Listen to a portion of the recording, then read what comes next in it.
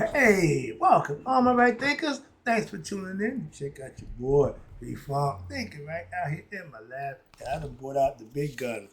We taking it back to the tree of life. This is all Egyptian philosophical concepts. I'm taking it home. I'm gonna break it down. Ooh, this is fun. Let's rock. Get ready. Rightisms, 25 rules live by storytelling, story with a message. There's always a message in my stories for life. I give life lessons. You tune in and receiving them. I appreciate you. We got a good thing going. Let's do what we do. Right thinking mission is to enlighten, inspire, educate, and motivate you, the individual, to the highest spiritual level of enlightenment. Right thinking way of life through mental and spiritual discipline practice daily will help and guide you to obtain your goal of reaching spiritual enlightenment, aka know thyself. My mission is that all right thinkers know thyself. If you're a right thinker, your goal is to know thyself. See where we're going with this? Let's get it together. So I asked the question, do you know you? You will when I'm through. That's what I do for you. It's rhetorical, but if you don't have an answer for yourself, tune in. I got you. A person who knows not and knows not that they know not is foolish. Disregard them. Don't be them. A person who knows not and knows that they know not is simple, but you can teach them. That's why I do what I do. For you, I appreciate you too. Stay tuned. I got more for you. A person who knows not and believe and think that they know is dangerous, avoid them. I do. A person who knows and knows not that they know is just spiritually asleep. I can awaken them. I'm the spiritual alarm clock here to wake you up with knowledge of self. That's what I do for you. A person who knows and knows that they know is wise to follow them. All these persons reside in you. Right thinkers know thyself and truth. Might not be true. Right thinkers, P-Funk philosophy is taking back the worship of the tree goddess Motif, okay, from ancient Egypt. It's about the goddess from the tree. And everybody had a tree goddess. Let's rock. But first, I'm going to break down the ancient Egyptian origin and the mystery of the spiritual tree. Let's start with the tree of life. No, this is going to be the first of all. Let's go. So, the concept, again, in the iconograph of the tree as a spiritual symbol and or a metaphor, it has been used from time of immemorial and throughout human history. Most people in modern times have been familiar with the concept of what we call the tree of life, but the Kemetic had their own tree of life concept, but through the system of what we know as spirituality called the Kabbalah by the Jewish community. However, the idea of having direct access to God through what? Special knowledge, not belief in God. That ain't having special knowledge, not believing, having special understanding and information of God. And in the Kabbalism was already evident in the teachings of the ancient Egyptians, the Christian mystics called the Gnostics, the Hindus, and the Buddhists all knew and all came along before the Kabbalah. So the Kabbalah ain't new. They just choose it and it works for them. Moving on. But in ancient Egypt, however, the teachings of the tree of life took on a special meaning in its earliest form, which originated in ancient Kemet. It was related, theurgical, meaning Theurgical, theurgical religious system. I mean, everybody had a theology, and is developed in the ancient Egyptian city of what we call Anu. That's Anu meaning in the first place. The Anuian theology or theurgy. Okay, they started right there, and the tree was seen in the source as a source of life, sustaining sustenance, and it was the goddess as the divinity being worshipped who extended the nectar of life itself. How? Through the tree. Also, we're going to show you below. But this idea of nectar of life is also evident in the special Buddha tree, of Buddha and the tree of life in the Garden of Eden. We got that one for you, which is also, according to some Christian traditions, also known as the tree upon which Jesus was crucified. They done got, he's on a cross, he's on a tree, he's on a pole. What the what? Also, also the cross of Jesus is often referred to as the tree of life. I didn't know that. In present day practice, the Christmas tree was originally supposed to be a manifestation of the same idea. The star at the top of the Christmas tree was supposed to symbolize the attainment of cosmic, aka Christ consciousness. Okay, I can understand that. But in ancient Egypt, spirituality, there is a concept that we call Chet and Ankh.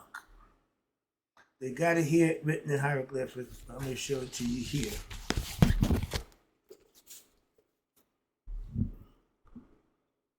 This is the Ankh. We call it the Chet and Ankh. It's the tree of the, they call it the key of life. Sorry about that. But that's what it looks like. I'm going to break it down for you as we go. Well, if I had that blue screen, I'd be working out, but I don't, so I'm trying to deal with this. So, again, Chet and Ankh, it means the staff of life. All the Egyptian god and goddesses carried that in their hand. Food stuff from wood, vegetation, sustenance from the tree, etc. It relates to the physical sustenance as the tree in the Garden of Eden. They can eat of any tree, the fruit bear, all trees bear fruit that they can eat from, except the one what? Of what? Goodness, good and evil, knowledge of self. So that all physical substance that is derived from plants and trees. And the mysteries of the tree goddess who provides astral sustenance, that spirit. It is also related to the jade pillar. I love the fact that Stephen King, Lucas, George Lucas, he used the jade as a mind-setting warrior, a Jedi mind warrior. But the jade represents the high level of consciousness. He knew that. That's why he presented. I like the way he did this. Watch this. And the jade pillar of Asar. Remember the story? Asar was put in the box, set down now, and it ended up on the river bank and turned into a tree. He grew into a tree. They cut it down. So they used that as the body and the backbone of Asar. You'll see that in a minute. It's called the jade. So anybody who's conscious of themselves becomes a Jedi. Just let you know this to put in a minute. I love that because he worked it in perfect. And which is symbolized, I get the symbolism. So which is symbolized by the what? The tree trunk. A little quick breakdown. The jade pillow is made out of wood and it contains the body of Asar, which when planted in the ground, it brings forth fruit, food, crops, but which also represents the spiritual and mystical essence of human being and of God. The shin, which is the little round thing with the knot at the bottom, and the stem that goes in. We talk about male and female. Before that concept, it means the shin represents eternity, forever. This represents the physical person, the object, existing in time and space. So you got spirit, then you got matter. They come together, and the Ankh represents that in the form of life process. We are spiritual beings having a human experience. We are spirit having experience through matter, meaning the physical body. Understand that they did a long time ago. So the jade pillar is that part right there. Okay, it connected to the shin. That means eternity, existing in time and space. The Ankh represents the process of life. The ancient Egyptian Ankh is composed of two hieroglyphic symbols. I love it. So the top of the Ankh hieroglyphic is called the shin.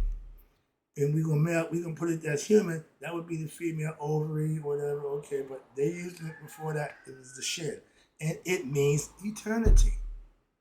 Okay, when you see the falcon on one of my books, you see the falcon. He carrying two shins in his hand. That means he's carrying eternity. The American bald eagle got what? Talons in one hand and arrows in the other, with reefs in one hand, top, whatever. But yeah, he bringing what? Ammunition, warlike stuff. We traveled in peace. The Shin represents eternity and peace.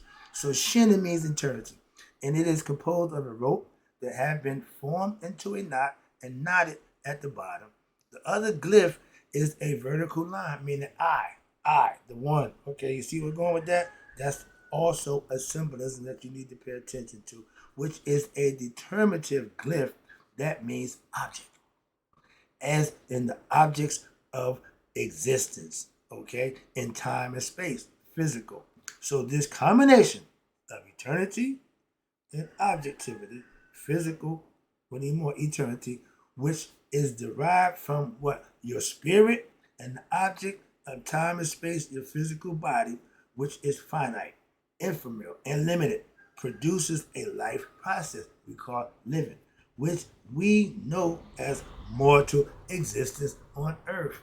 We are spiritual beings having a mortal experience, but we don't know we're spiritual beings. We think and believe that we're mortal beings. That's the ego self. Okay, now let's get into the tree motif. Okay, that's what this is all about. Everybody got a tree concept. See there? I'm gonna break all these down for you right there. You got the Buddha, you got the Garden of Evil tree. This is ours in Egypt, the sycamore. You got the Christmas tree. You got the caduceus concept. You got the human body with the chakras. All this is symbolism, esoteric teaching. That's what I'm trying to get across to you. Let's talk about the worship of the tree from ancient Egypt. The tree goddess motif is fundamental in the art of the ancient Egyptians. They put their stuff in art form and showed it to you. I just showed you a picture right here to the right. Right there, the tree of life. There's a goddess in there that's giving out water and giving out life and sustenance. So it says here, the worship of the life sustenance tree goddess, Papyrus in Ani, ancient Egypt and Africa.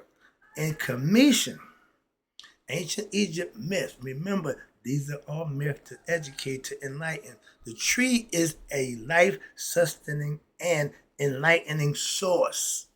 And the tree goddess is the divinity goddess of wisdom who lives where? In the tree, and extends its bounty to the spiritual aspirants, those who choose to come to learn. Thus, the tree goddess motif is fundamental in ancient Egyptian iconograph. It symbolizes the goddess in general, but the goddess Nut, which represents heaven. That's where y'all get the concept. Everybody want to go to heaven. They tell you no, Nut will come down and bring you to heaven if you live right. That's what she did to her son Asar. Because his brother killed him, she reached down and pulled him up to heaven. But he also had to pass what? The test of Mayat. So his heart was proven to be pure and light as Mayat's feather. So everybody after him had to measure up to him. Moving on. That was the concept. That's how he got there. And Nut is the mother of all. That's why she represents heaven.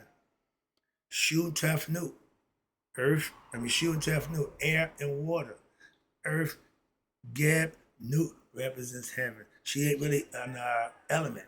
Okay, she's the end result. So she had top billing. All right. So watch this. She represents heaven, and Het Haru, in particular, is a compensation with life-giving female divine essence.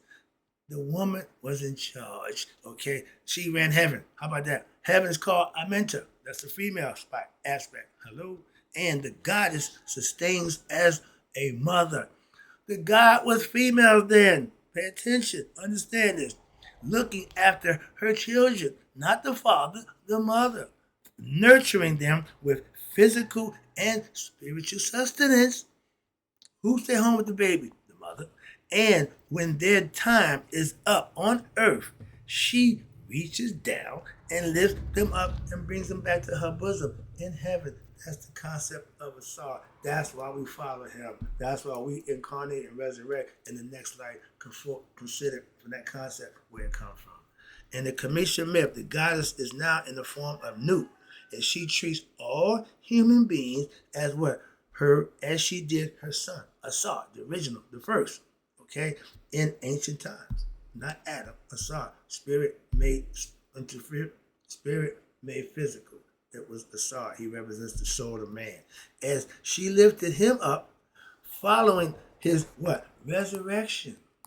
So too, she treats all human beings as though all human beings are Asar. And if you go through the Maya judgment test, you proven to be worthy, that's why. And incarnated souls are the ones who one day will return to the source from which they came. You can't go home until you gain knowledge of self, until your heart come light as a feather. Well, you got to be the one engineering that. And in the sky, which we believe is heaven. That's why we think heaven is in the sky. No. She represents the starry deck cloudy heaven at night. With a deck, that's what she represents. And she swallows Ra and gives birth to him in the morning. She swallows him in the west and gives birth to him in the east. It goes way back. And that's when women was in control. They didn't want you to know that. Why? That's the truth. Moving on. All right. So in figure 2, now I just showed you all the different ones now down here. Okay. That's from here to here. I'm gonna rip them down for you right quick. All right, good. I don't want to keep 20 minutes of your time. I don't want to stretch it out. So I want to just get it in and get out. Hopefully you can retain some of it. And on your own, do some studying. The ancient Egyptian tree of life and the goddess. In A, we showed you that when they sit there and she's sprinkling out water to them. She's feeding and sustaining them. In the picture 2, you got your Christian tree of life, where you see the serpent coming up with Jesus stretched out. You know what that's about. And that happened to be the apple tree. So in the Buddhist tree, you see the Buddha sitting up under the Buddha tree. What? Coming enlightened, okay? And D, which is D. Oh, D is the Christmas tree, the Christian Christmas tree. Y'all got 2 of them on there. One with Christ, the other one is the Christmas tree, signifying the tree at the top, meaning you become anointed, the star. Okay, I ain't got a problem with that concept. It works for me. All right.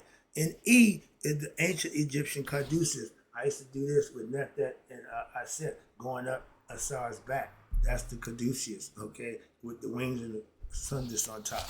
That's what you see right now. That's the ambulance medical right there, caduceus. It's I said and Nephet, okay, in India, England, Bengala. All right. But the last one, you see, they show your body. And the chakras was a big deal. Because they had it's inside of you, okay? And that's the side that recognizes your consciousness. If you live right, the serpent will rise. The Kundalini serpent, they tell you. But you see, it got the top, the crowning is not inside the body. The 7th chakra is outside the body. So it goes from the bottom part up to your scrotum, to your navel, up to the heart, to the throat, and to the 3rd eye, and the other one's outside your head. But those are all states and levels of consciousness that you need to master for yourself. Now we're going to break down right quick the ancient Egyptian mystical tree and the implications of the pillar of Asar. I told you they cut them down. Okay, let me read the lesson for you right quick. All right, I got one more page of information. Let's rock. All right, so the Jed, pillar, I'm a Jedi, is associated with our ancient Egyptian god Asar, as well as Ptah, the self-created one, the 3rd part of the Trinity of God, Amen Ra Ptah. It is part of a profound, mystical, philosophical teaching that encompasses what we know to be the mystical life force energy that engenders the whole universe, the force of God, the force. Luke, use the force. All right? It is the driving force that sustains all life and impels human beings to action. In the Asarian resurrection myth, again, it is written that when Asar was killed by his brother Set, your ego, self, his body was thrown into the Nile. It came ashore at the banks of Sierra, and there it grew into a tree. Again, right into nature, with such a wonderful fragrance that when the king walked by and smelled it, he had it cut down into a pillar and placed in his palace. Now, they don't know Aset is looking for the body. Okay, they don't know the body is in the casket inside the tree. Okay, so the pillar of Asar Ptah made it from the acacia tree. In the Masonic order, we use the acacia sprig for the dead. They knew that back then. That's where it comes from. I peeped that one too. Y'all got a lot of stuff y'all stole from the Egyptians, Masons. And it is the mystical reference to what? The human vertebra, the backbone, aka the serpent. That's the serpent power that goes up the backbone. The Kundalini serpent goes up the chakras of life. Force, energy. Again, it's all energy, which exists in the subtle spine of every human being. It ain't just in mine, it's in everybody's, okay? Just if you activate it by living right, that's what, if you don't activate it, it won't rise, okay? So your consciousness won't ever get better. You will never become conscious of who you are. You will never know yourself. You're destined to reincarnate. But it refers to the four higher states of mystical, psycho, spiritual consciousness, aka Kundalini, or serpent power, in all human beings, with the uppermost tier, the top four, symbolizing what? The ultimate spiritual enlightenment, wherein one discovers what? One's higher identity, your true self, as being one with the Supreme, aka God. That's the mystical spiritual movement and experience that if you live and did the things you do, it will happen for you. That's the idea of being enlightened. And they was back here. I want to stop and get something going back here. Where were we at? Oh yeah, on your spiritual journey, psycho-spiritual journey, is open up each one of your chakras. At the third level, you still at the beastly level. From 4 to 7, Masons, you got to join the red house. Blue house won't get you there. Okay, so it's 7 degrees for Master Masons. Why? Because the first 3 just getting you started. Down, you got to go to the next 4. That's becoming a Jedi warrior. Okay, from the red house, knowledge of self. And what's this? The upper tier symbolizes spiritual enlightenment. You become one with God and the mystical experience that happens. But also now the Jed refers to the spirit, the special realm of what we call the duat. That's the astral plane. That's where the body can't go. When you go to sleep, that's when you're going to the dream state, the duat, okay? Wherein Asar, symbolizing your spiritual resurrection, can now be discovered. And it's showing you here, again, another set. They showing you the Jed pillar and how it's represented. This is the grave. You got the grave as Asia, the tree from there, got that spragging up here. The Jed pillar, you see the eyes becoming woke from the 4, 5, 6, and 7 layers. This is the whole body of Asar inside the Jed pillar, inside the coffin, inside the pillow, from head to toe. See his head, got his hair gear and everything. He's still dressed full of gear. And this is Ptah, Asar Ptah. That's the self-created one. This is the resurrected one, philosophically. And they mean pretty much the same. All right? The God inside you, the spirit, that's the soul that's inside you. I just showed you the Jed pillow. The following right here, the figure B, I got shows the divine tree that grows from the coffin of Asar. That's why sometimes you see him green vegetation. Everything grows from him. And as a Mason, you drop a spray of Asia on the gravesite, on the coffin. Okay, but that was in part A. You see now the tree is cut down to make into a pillow. That's example B. And for example of the Asarian Jed, C, I told you that the whole body, the tree of life, which is the body of Asar himself. Okay, exposed in the coffin in the tree. And D is the body of Asar as Ptah in the flesh, the self-created one. We had a spot called the Duat of ancient Egypt. It's the concept of what we call the netherworld. It's a special place of existence. This is the abode of Asar Ptah, okay? As well as the ultimate destination. We are what? In control of our destination. We want to go home. Our spirit is on loan. Our souls are here to pass the test of life. And for those who become spiritually enlightened, what happened? This is the realm of supreme peace. You are awarded, and it is known as Sekhet, okay? The Ara or in other words, the Amen Jed, meaning you reach the level of consciousness, you know who you are. Amun Jed, you got the spinal column from Asar, you got the knowledge of what the hidden one, Amun. And it is a reference which unites the symbolism of the ancient deities Asar and Ptah, like Amen and Ra, okay? But with the deity Amun, this relating these three deities of ancient Egypt into one singular essence. I was one, I became three. And dispelling the notion of polytheism. We know there but one God. And from him came the many. Stop with the many gods nonsense. Moving on. But this underlying non-dualistic monotheism concept about God is an important tantric thing. Why? Because the Jed symbolizes the awakened human soul that is well established or steadfast or stable in what his or her knowledge of themselves. That's why they won't be moved, can't be shaken. That is being what? Enlightenment or anointed. The ancient Egyptian word Jedu, Djeddu, meaning the double pillars, right here, sit between them, conceptually. And it refers to the abode of Asar within the duat, steadfastness or the stability, as well as the pillar of Asar. In mystical terms, it refers to a being who is firmly established in the netherworld, understanding the spiritual life, and the idea is to become steadfast and hold your own and upright as a tree vertically.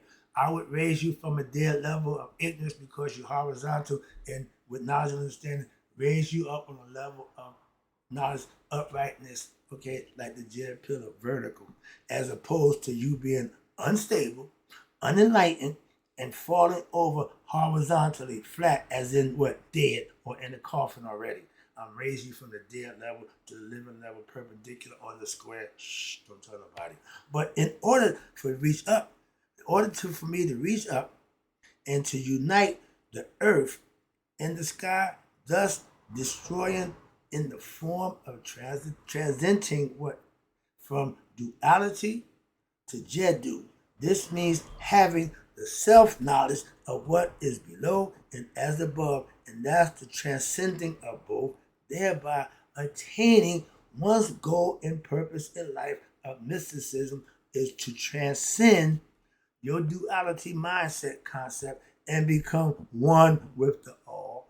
And this concept of steadfastness, sticking to your gun, stand on what you believe, as the essence of human beings is being referred to in the following line from the Egyptian Ru Per Im Haru, chapter 1. It's in hieroglyphics. Let me get you one. It says, I'm about to wrap it up right here. Going home. Oh, I got a little bit more of that.